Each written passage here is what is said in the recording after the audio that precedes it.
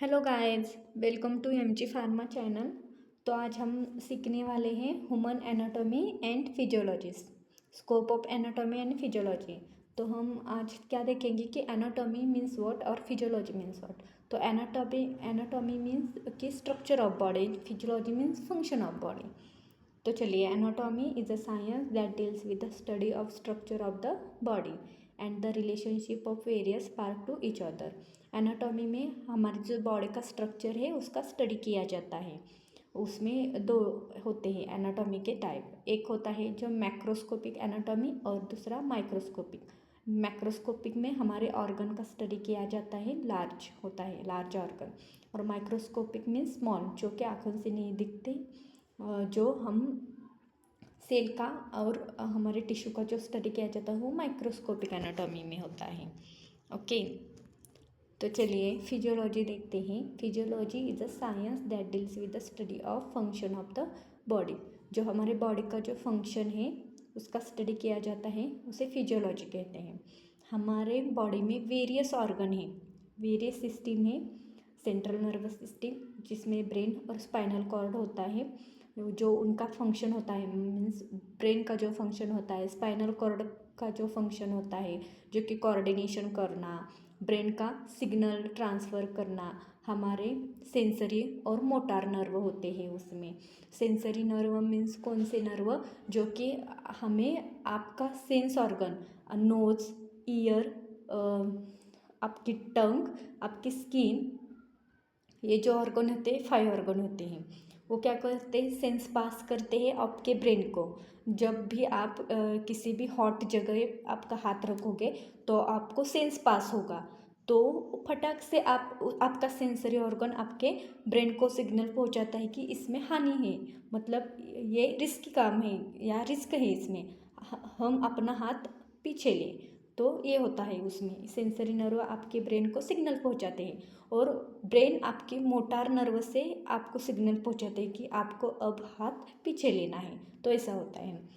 Autonomic nervous system, respiratory system आपको पता है, आप ऑक्सीजन लेते हैं और कार्बन डाइऑक्साइड क्या करते हैं, तो बाहर छोड़ते हैं। तो उसमें जो आपके ऑर्गन हेल्प होते हैं या उनका जो यूज़ होता है आपके उस सिस्टम में, वो उसे रिस्पायरेटरी सिस्टम कहा जाता है।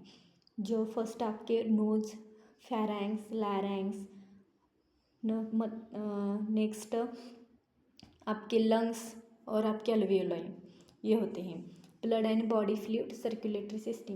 ब्लड एंड बॉडी फ्लूइड में क्या होता है, तो ब्लड में आपका RBC, WBC, platelet, red blood cell, white blood cell और प्लेटलेट, इनका काम होता है वो ब्लड एंड बॉडी फ्लूइड। इसमें क्या होता है कि रेड ब्लड सेल क्या करते हैं, वाइट ब्लड सेल क्या करते हैं। वाइट ब्लड सेल क्या है, तो इन्वेडिंग सिस्टम, मतलब बैक्टीरिया और एनी वायरस, एनी टॉक्सिन आते हैं तो उन्हें क्या करते हैं, तो डिस्ट्रॉय करते हैं। रेड ब्लड सेल क्या कहते हैं, तो ऑक्सीजन लेते हैं, कार्बन डाइऑक्साइड छोड़ते हैं, इसमें हेल्प करते हैं। और प्लेटलेट क्या करते हैं, तो आपको इंजरी होगी तो ब्लड क्लॉटिंग का काम करते हैं, प्लेटलेट्स करते हैं। इम्यून सिस्टम का काम भी वाइट ब्लड सेल करते हैं। वाइट ब्लड सेल में भी न्यूट्रोफिल, लिम्फोसाइट, मोनोसाइट, ये उसके टाइप आते हैं। ओके, तो लिम्फोसाइट कितने होते हैं वाइट ब्लड सेल में, 20 to 30% होते हैं। ये आपको सब सिखाऊंगी, जो जब भी ये चैप्टर आएगा उसमें ये सब है। तो lymphatic system, urinary system, skeletal system में आपके बोन का स्टडी किया जाता है कि आपके एक्सियल और एपेंडिकुलर स्केल। तो एक्सियल में कितने होते हैं, तो 80 होते हैं, और एपेंडिकुलर में कितने होते हैं, 120 होते हैं, 126 होते हैं। ओके, तो इन दोनों में कौन से बोन आते हैं उनका स्टडी, स्कल में कितने बोन होते हैं और आपके अपेंडिकुलर में कितने बोन होते हैं, ये सब स्केलेटल मस सिस्टम में स्टडी किया जाता है। डाइजेस्टिव सिस्टम में आपका खाना कैसे उसका डाइजेस्ट होता है उसका स्टडी किया जाता है। Endocrine system, reproductive system, male और फीमेल बोथ की रिप्रोडक्टिव सिस्टम होती है। तो चलिए अब हम देखते हैं definition of various term used in anatomy and physiology. तो हिस्टोलॉजी, स्टडी ऑफ टिश्यू, जब भी टिश्यू का स्टडी किया जाता है वो किस में आता है, हिस्टोलॉजी में।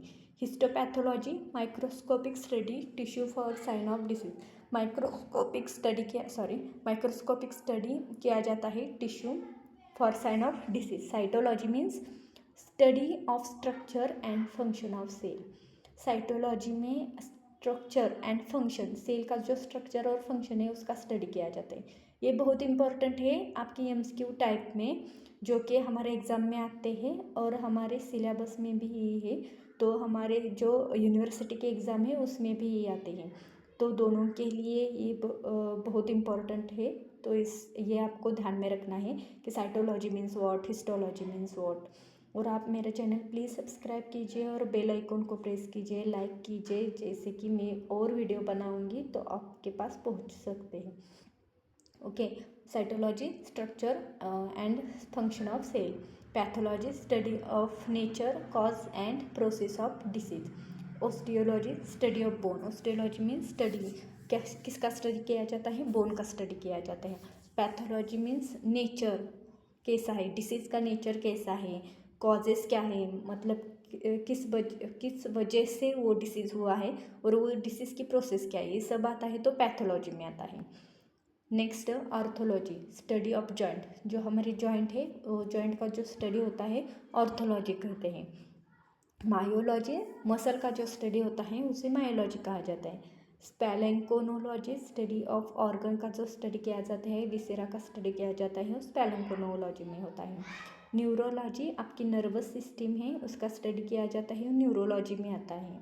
ओके, कार्डियोलॉजी हार्ट का स्टडी किया जाता है उसे कार्डियोलॉजी कहते हैं। ऑप्थेल्मोलॉजी आइज का जो स्टडी किया जाता है ऑप्थेल्मोलॉजी में होता है। इंडोक्रिनोलॉजी इंडोक्राइन ग्लैंड का जो स्टडी होता है उसे इंडोक्रिनोलॉजी कहा जाता है। ओयोलॉजी स्टडी ऑफ ईयर का स्टडी होता है उसे ओयोलॉजी कहा जाता है। अब देखेंगे odontology study of teeth, teeth का जो स्टडी होता है उसे ओडोंटोलॉजी कहा जाता है। पल्मोनोलॉजी रिस्पायरेटरी सिस्टम का जो स्टडी होता है उसे पल्मोनोलॉजी कहा जाता है। हीमेटोलॉजी ब्लड का जो स्टडी होता है उसे हीमेटोलॉजी कहा जाता है। नेफ्रोलॉजी किडनी का स्टडी होता है उसके नेफ्रोलॉजी कहा जाता है। ये नेफ्रोलॉजी की टर्म आपको याद नहीं रहती तो आप इस तरह याद कर सकते हैं कि किडनी का जो यूनिट होता है नेफ्रॉन उसे nephrology. Rhinology study of nose, nose का स्टडी होता है उसे रीनोलॉजी कहा जाता है। Okay, thank you guys.